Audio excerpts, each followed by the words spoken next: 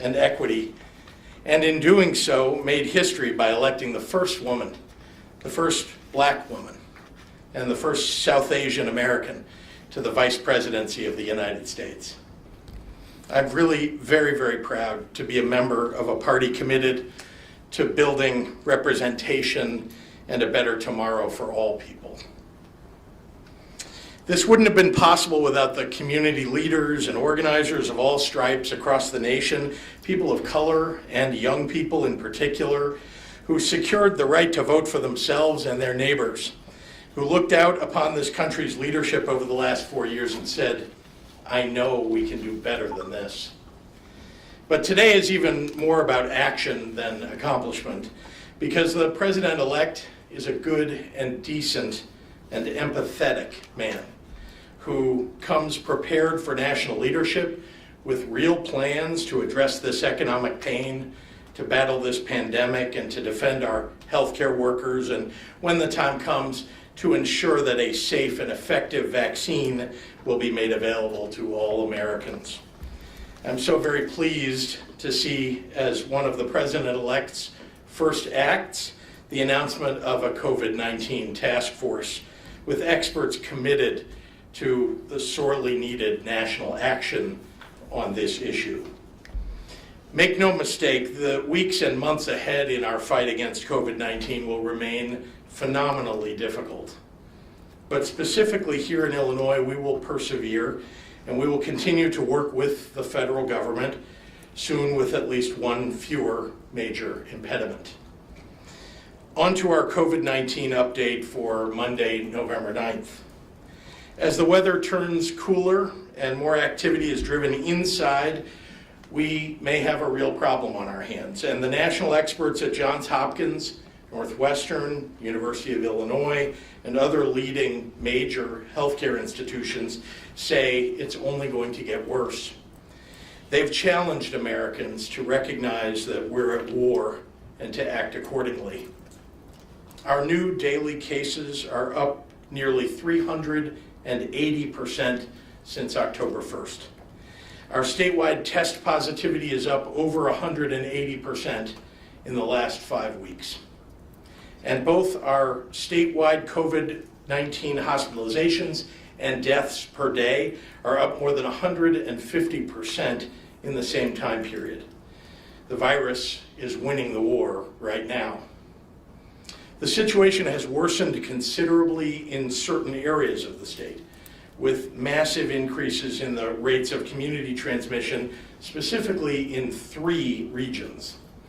As a result, regions 5, 7, and 8, that's Southern Illinois and Chicago's south suburbs and western suburbs, will join Region 1, Northwestern Illinois, in Tier 2 of our resurgence mitigations starting Wednesday. That means a prohibition on gatherings of more than 10 people for both indoor and outdoor gatherings, additional restrictions on sporting and recreational events, and tightened restaurant and bar table caps of 6 per party. The exact mitigations, if you want to read all of them, can be found on DCEO's website. Let me explain the severity of the trajectory in these 3 regions as starkly as possible and as specifically as possible, and I'll start with Region 5, Southern Illinois. Today, Region 5 is seeing an average positivity rate of 11.5%. In mid-June, that rate dropped as low as 1.3%, and on average today, more than twice as many COVID-19 patients enter a hospital each day in Region 5 than in late August, the summer peak. Regions 7 and 8 share in this unfortunate trajectory. Each now has a positivity rate above 13%, meaning just about 1 in every 7 tests in these areas is coming back positive. Per the WHO, the benchmark for reopening is no more than 1 in every 20 tests. Mitigations are only effective if they're followed. Too many local officials across the state are ignoring their local public health departments and doing nearly nothing to assist their residents in following even the most basic COVID-19 guidelines. Some elected leaders are allowing this continued rise in positivity to balloon out of control while taking no action. These mayors and city councils and county boards and state's attorneys need to take some responsibility for keeping their constituents safe. I promise them that responsibility pales in comparison to what could come when the hospitals in your area are filling up and there aren't enough nurses or doctors to save their constituents' lives. The end goal of mitigating the damage the virus is doing to people's lives is this: keep as much of our economy and our schools as open as possible in a safe manner, and when risk rates in the community surge up, take meaningful action to bring things down in order to protect ourselves and the people that we love. One last thing. If you see something, say something. If you see someone, a friend, a coworker, or an acquaintance who's not wearing a mask, remind them that it's for their own good to wear one.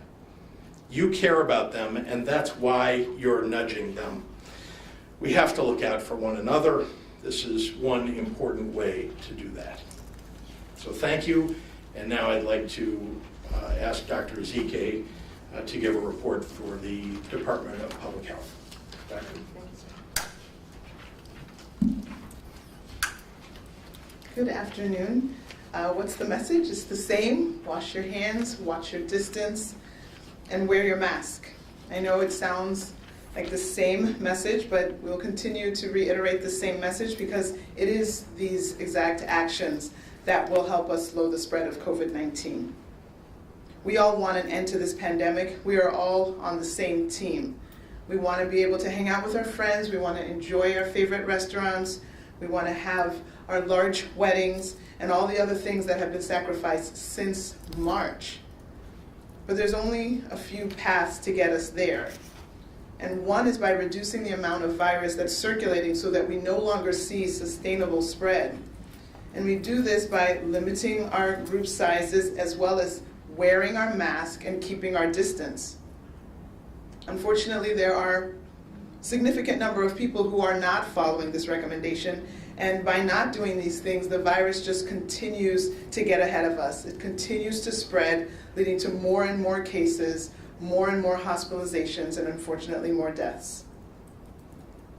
The other path is to have a vaccine. Let me not say that, not to have a vaccine, but to actually have vaccination. There is a difference. We can have hundreds of millions of doses of vaccine in the world, but if they don't get into the arms of people, it's not helpful. There are several different vaccines for COVID-19 that have been developed and are going through clinical trials. You may have heard of some recent updates today. There are people who are hesitant about a new vaccine and feel that the process has been rushed. The difference with the development and testing of the COVID-19 vaccine in comparison to other vaccines is that every possible resource has been thrown behind the creation of this new vaccine. The US government has doled out billions to move vaccines through the requisite phases in record time. In fact, the whole world, not just our government, the entire world is focused on a safe and effective COVID-19 vaccine. The review of laboratory and clinical data that is used to ensure the safety and effectiveness of any vaccine is still being followed. And this includes review by the Institutional Review Board, which is a diverse group of clinicians, scientists, and community members. For people who want to learn more about the vaccine process, I urge you to research further the FDA vaccine approval process and look up more information from the National Institutes of Health. These are the paths that we are pursuing, and hopefully we can get to less cases, which means less hospitalizations and finally less deaths. Today, unfortunately, we're reporting another 10,573 newly identified cases of COVID-19 for a total of 498,560 total cases in Illinois. That includes reported additional 14 deaths for a total of 10,210 lives lost to this deadly virus since the beginning of this pandemic. Overnight, there were 4,409 individuals in the hospital with COVID-19, and of those, 857 were in the ICU and 376 were on ventilators. In the past 24 hours, 64,760 tests have been reported for a total of more than 8.4 million tests. So until we have a safe and effective vaccine in most people's arms, let's continue to wash our hands, watch our distance, and wear our mask. And just another reminder, because I know this comes up and I know there might be some confusion, if you are identified as an individual who was an exposed contact of someone who tested positive, running out and getting a test does not end the quarantine. You cannot test out of quarantine. So remember, still 14 days for quarantine after your exposure. It can take up to 14 days to develop the symptoms of the disease if in fact you caught it. And now I will translate the comments in Spanish. Buenas tardes a todos. Las mismas palabras, lávese las manos, mantenga su distancia y usa tu máscara. Sé que oigo como un disco rayado, pero seguimos con este mensaje porque sabemos que estas acciones pueden ayudar a frenar la propagación de COVID-19. Todos queremos poner fin a esta pandemia. Queremos salir con amigos, estar con la familia, cenar en un restaurante y todas las cosas que venimos sacrificando desde marzo. Pero solo hay un par de salidas. Una es de reducir la cantidad del virus en circulación para que ya no veamos una propagación sostenible. Hacemos esto limitando nuestras interacciones con los demás. Desafortunadamente, hay personas que no hacen estas cosas. Y al no hacer estas cosas, el virus seguirá propagándose, lo que provocará en más casos, más gente en el hospital y más muertes. El otro camino para terminar con esta pandemia es una vacuna, para recibir la vacuna en su brazo. Hay un par de tipos diferentes de vacunas COVID-19 que se han desarrollado y están pasando por ensayos clínicos. Sé que muchas personas dudan sobre una nueva vacuna y les preocupa que el proceso para una vacuna COVID-19 se haya acelerado. La diferencia con el desarrollo y la prueba de una vacuna COVID-19 es que se le han dedicado todos los recursos disponibles. Todo el mundo está enfocado en una vacuna COVID-19 segura y efectiva. Hay una independiente revisión rigurosa de los datos clínicos y laboratorios que se utilizan para garantizar la seguridad y eficacia de cualquier vacuna.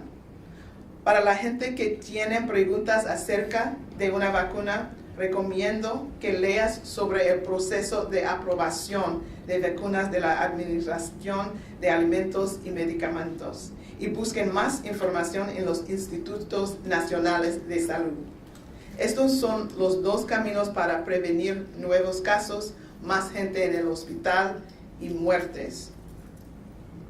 Hoy estamos reportando 10,573 casos nuevos para un total de más de 495,000 casos aquí en Illinois. Eso incluye 14 muertes adicionales para un total de más de 10,200 vidas perdidas. 4,409 personas estaban en el hospital durante la noche con COVID-19. De ellos, 857 pacientes estaban en la unidad de cuidados intensivos y 376 pacientes estaban en los ventiladores. En las últimas 24 horas, más de 64,000 pruebas fueron hechas para un total de más de 8.4 millones de pruebas en Illinois. Hasta que tenemos una vacuna segura que está fácilmente disponible, lávase las manos, mantenga su distancia y usa su máscara. Muchísimas gracias para su apoyo. And with that, I will turn it back over to Governor Pritzker. Thank you. Thanks, Dr. Zeke. Happy to take questions from members of the media. Governor Can you Pritzker. talk about Yeah. tier 2, because tier 2 really is not, there's some stricter rules of the 10 people and that kind of thing, but you really, tier 3 is when you're going to shut down the stores and make it a lot tougher. Yep. When's that going to happen? Well, again, as you know, when we add mitigations, this virus doesn't react right away, right? Say you put mitigations on, people have been exposed for days before potentially that you put the mitigations on, and you have to wait several days for people to show symptoms or to get tested or whatever. So that's why we say, we give 2 weeks, sometimes 3 weeks, depending upon which mitigations we're putting on, to see whether the mitigations are having an effect. Remember, you're trying to bend the curve. It isn't like you put the mitigations on and bam, 2 weeks later, everything starts dropping. Things are going up and they don't just immediately start going down. So you have to wait a couple weeks at least before you look at new mitigations after you put new ones on today. To your point regarding that, Governor, Region 1 has been under Tier 2 mitigations for probably about a month now, and it's not helping. So, I mean, at what point do we say maybe these Tier 2 mitigations aren't strict enough and we need to start closing down these non-essential businesses? Let's remember, it's not the mitigations that aren't strict enough, it's whether people are following the mitigations. So just to be clear about that. You also should remember, Region 1 has a very unusual situation that is extraordinarily unfortunate. They literally sit at the corner of Wisconsin on one side that has had 44% over the weekend positivity rates, and Iowa, which has gone up to 30-something%. Think about that as you're trying to impose mitigations and people following mitigations, right, to know that when you cross over the border that you're much more likely, 1 in 2 or 1 in 2.5 people, let's say, that you run into could potentially be infected with COVID. So it's a challenge, there's no doubt about it, and so we're working very hard with folks in Region 1 to get mitigations followed, to make sure that people understand their consequences to not following them. Most especially, the biggest consequence is people are getting sick. So we're doing everything that we can to try to get that message across to people. We think that it's working in some parts of Region 1, other parts not so much. We do need people to listen and follow those mitigations, though. Dr. Nzike just said you can't test out of quarantine, and I know That's you're right. self-quarantined because of exposure to COVID-19. Self-isolated, that's Yeah, right. but before, but this time, I guess last Monday you were with some people from the Illinois Restaurant Yeah, ironic, Association. right? The same Yeah. folks who are asking me to remove mitigations from restaurants are actually brought COVID-19 to my office. Right, but the question is, why did you ignore IDPH and CDC guidelines? I did not ignore those guidelines. You were out on I did not Saturday ignore walking guidelines. around. The guidelines are, and I can let Dr. Zeke, in fact, I will. I'll let the doctor tell you what the guidelines are. I followed them to a T. No, the governor has, the team has always reached out in any time that we have identified a case, and we have followed even I've actually been stricter in cases to be overly cautious. I've probably put him on quarantine when we probably didn't have to, just to be abundantly cautious. In this case, there was an exposure on Monday. The person developed symptoms on Thursday and got tested, found out on Friday. So per CDC guidelines, if someone is identified, you go back 2 days from when symptoms began. And so from Thursday when the symptoms began, if you go back Wednesday and Tuesday, anyone that person was around on Tuesday and Wednesday, if they had more than 15 minutes of contact within 6 feet, those people would be the identified contacts. The meeting on Monday was outside of that period. And outside of that. Wait. You gotta explain that to me again, because Sure. I just had to do this, so I'm really. Well, I No, hope okay. you'll listen to an expert and a Because doctor. it doesn't make sense to me, because he still didn't wait the 14 days. No, hold on. Let me. I really want you to understand this because I think everybody needs to understand it, Okay. because we're not done with this virus, and so everybody has to make sure that they understand. So when you identify a case, the confirmed case is the person who had the positive test that said, yes, you have been diagnosed with COVID. That person, when they develop symptoms, from symptom onset, when you go backwards, you go back 2 days. And all the people that the person was in contact with in the preceding 48 hours are now, if they reached 15 minutes or within 6 feet, those individuals, so Wednesday and Tuesday, those individuals now will be contacts. So, and I just want to be clear, I went and had a test done as well. Not only was I tested on Wednesday, as I regularly am, but also after we discovered this on Friday afternoon, late afternoon, was tested just out of an abundance of caution, because as Dr. Zike points out, I wouldn't fall in the normal zone of contact tracing and isolating. But I just wanted to be extra sure, because of course I'm exposed to all of you. I have a staff that I see every day and so on. And that information is on the IDPH website, the information that you just gave. On the CDC website. CDC, it's the guidance for the country. Governor, can I change topics? You sure can. Okay. It's good to see you. I'm glad to see you're wearing a mask too. Thank you. It's great. Let me ask you about the overall strategy, the big picture, in contrasting the data in Illinois relative to the nation, Yeah. both on the COVID issue and on the economic or economy issue. There's a recent article from the Illinois Policy Institute by Bryce Hill that says Illinois had the largest increase in new unemployment claims in the nation in the week ending October 31, up 23,000 to 76,000 Illinois unemployment claims. And so you have new unemployment, and the new unemployment claims are going down nationally. So we're going up, they're going down. We're facing similar circumstances. And in October, the United States added 638,000 jobs. The unemployment rate nationally went down to 6.9%. And the nation had the biggest decrease. Illinois had Illinois jobs report from mid-August to mid-September, had the biggest decrease in jobs in the nation. And then looking at the COVID issue, I think Illinois for quite some time has been within the Can we separate these, just so I can answer you? It's a multi-part question, and if I may. Well, just one more point. Okay, sure. Ask the question whether they're related. Happy to, yeah.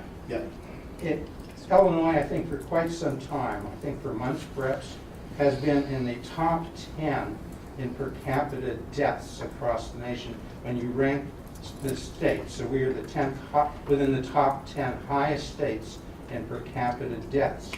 Not close, but closer than Wisconsin, which has much looser restrictions, to places like New York and New Jersey that are very high, as you know. So do you think perhaps we need to shift our strategy that's more targeted, more thoughtful in terms of how you address the economic issues, and perhaps how you also target and address the COVID issues? I do have a follow-up, and let me give you a chance to respond. Thank you. All right, I don't know if we're going to have time for that follow-up, so let's Well, that's 4 or 5 questions in there. Let's start with your supposition that our numbers are going up in terms of unemployment claims. Actually, what we've seen in those numbers, and I talked about this last week or the week before, is there's a massive amount of fraud that's been going on. We are detecting the fraud, but you have to have the incoming benefits claims come in, the unemployment claims come in order for you to be able to detect whether there possibly could be fraud, and then you've got to go investigate all of that. So that's that 1 week that you're talking about, and it was obviously disconcerting to all of us, so we're paying very close attention to that week. Second thing is the overall unemployment rate. Illinois has historically, and you can look this up, trailed the nation, both typically when unemployment goes up, and of course this is some kind of an emergency nobody's ever seen before, typically when it goes up, and when it comes down, especially when it comes down. We saw that over the last number of years as unemployment rate came down. Illinois came down, but it came down at a slower rate. Indeed, just before COVID, I hope you'll pay attention to this, I had been in office about 14 months, going on 15 months. So just before COVID hit our economy, we finally had gotten our unemployment rate down to the national number. And I was proud of that fact and hoping that we could get below it. and then COVID Was that hit. down to 3.5%? 3.4, I think, was the number, if I recall, but you'll correct me. But I know we hit the national number. So now, as to managing the economy through all of this while we're managing COVID, the most important thing that you can do for our economy is to fight COVID, because the truth is most of the economic damage that's done here is done because people don't want to go to public places. Most people look outside and say, I don't want to go to a crowded place.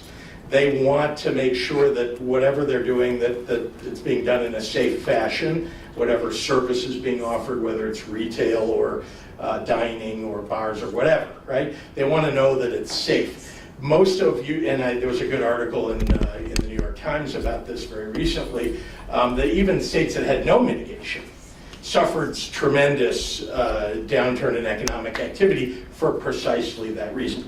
Now, I believe strongly that putting in mitigations, and we're a big state that has a major city in it, so it's not quite as relevant to talk about, let's say, a state that doesn't have a major city, right? I mean, we're much more like, New York or Los Angeles or, name the big cities around the country than we are, I don't want to pick on anybody, but, Madison, for example, right?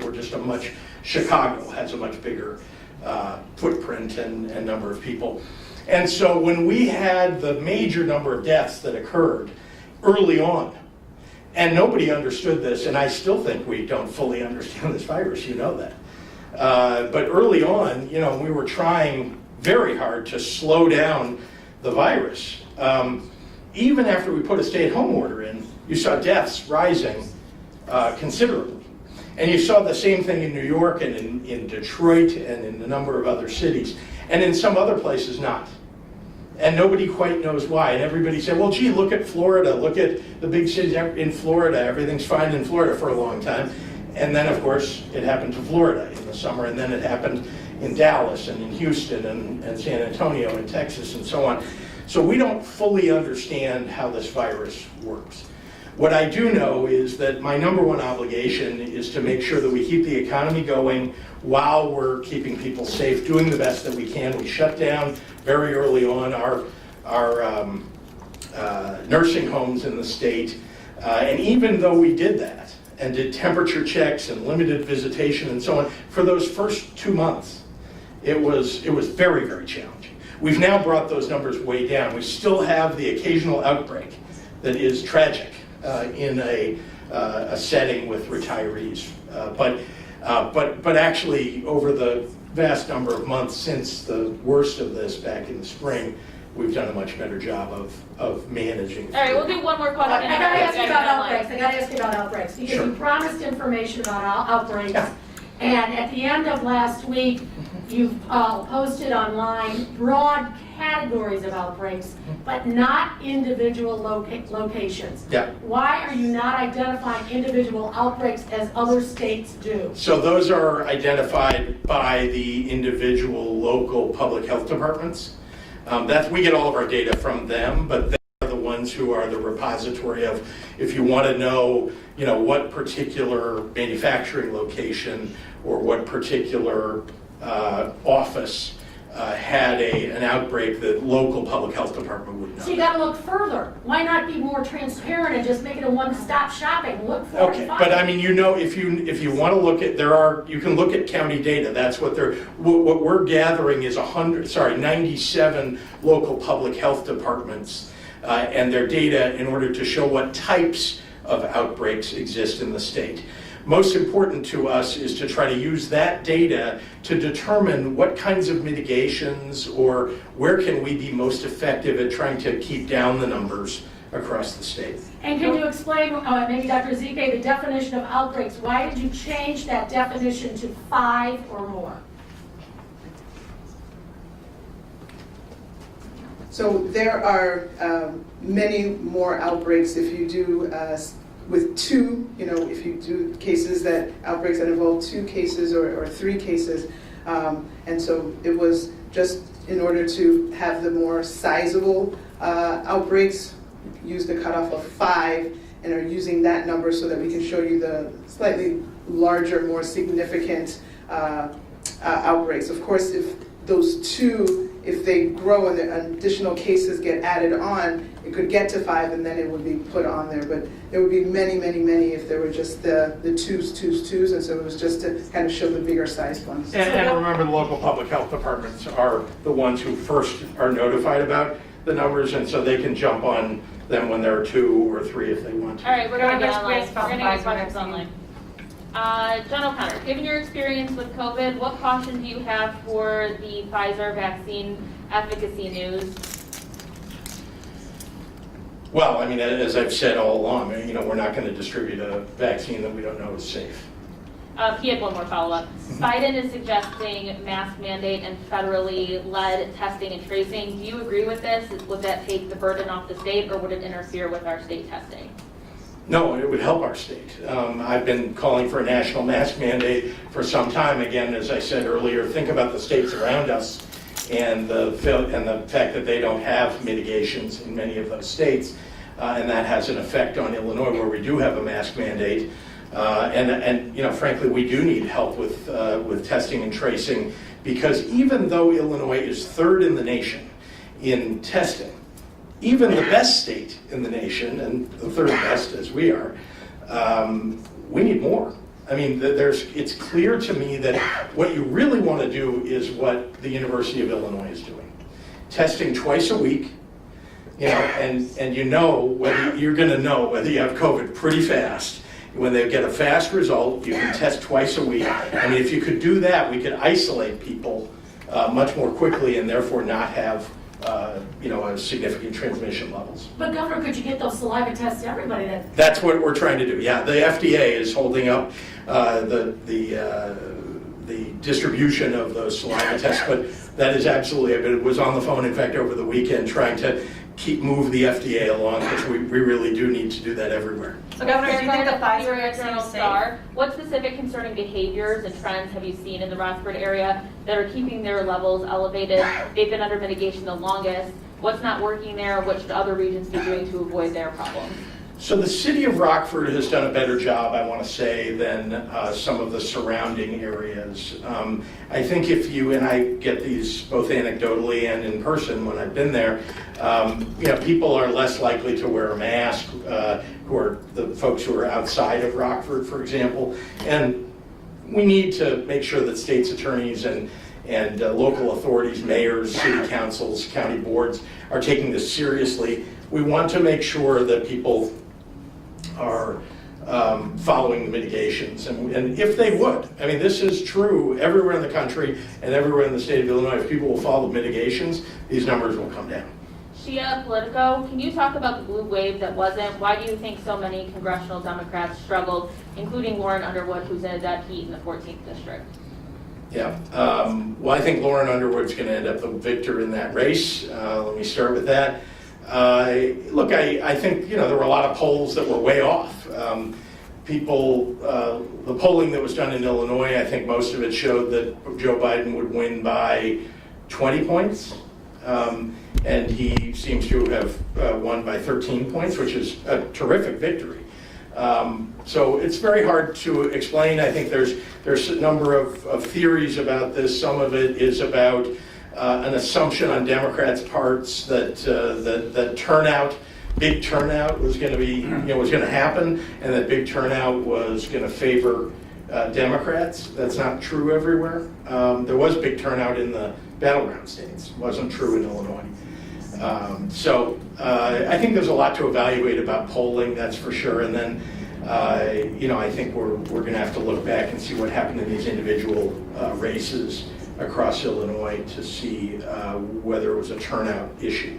Dan Petrella at the Tribune, and cases continue to rise unabated statewide and restrictions are being ignored. How much longer can you wait to take more decisive statewide action? Well, I've been taking decisive action. I think you've seen these tiered regional approaches. You know, this is the right way to go. Again, when people will follow the mitigations.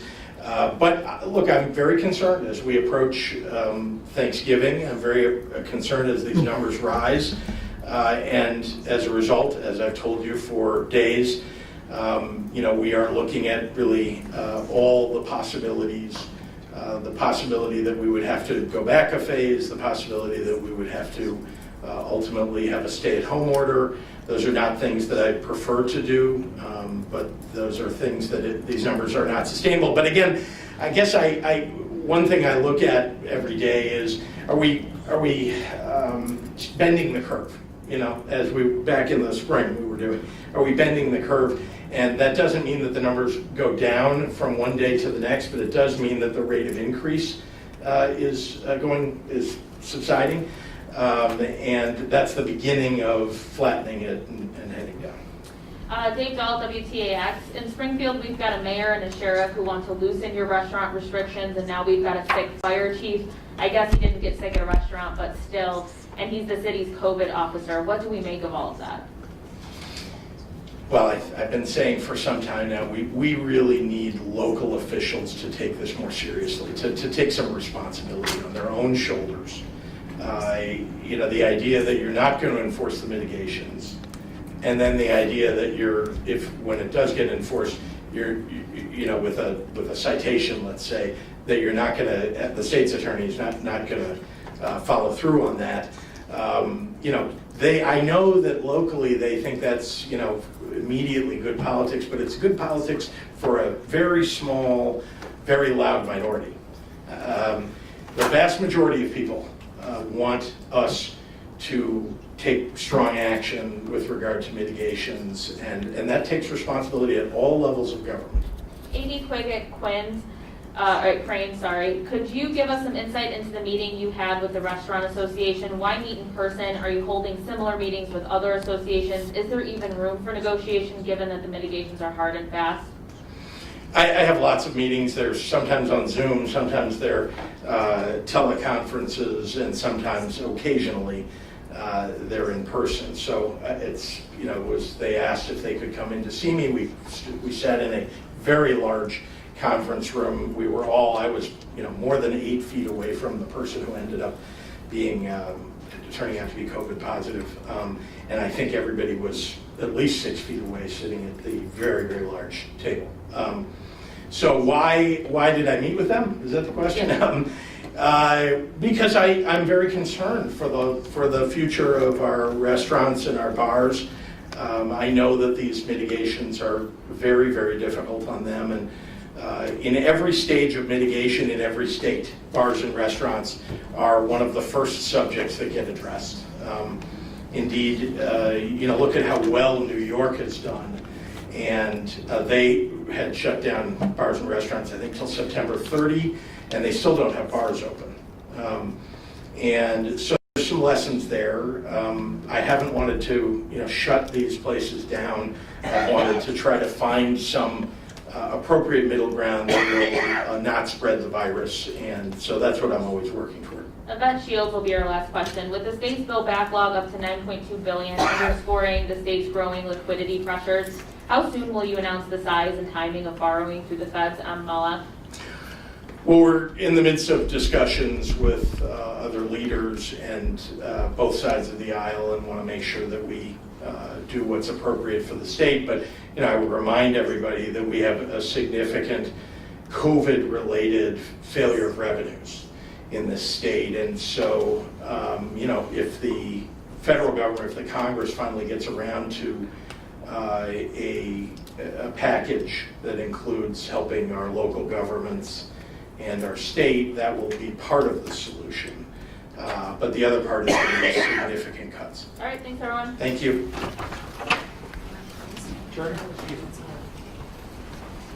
Yeah, I've got to go. You can send me an email.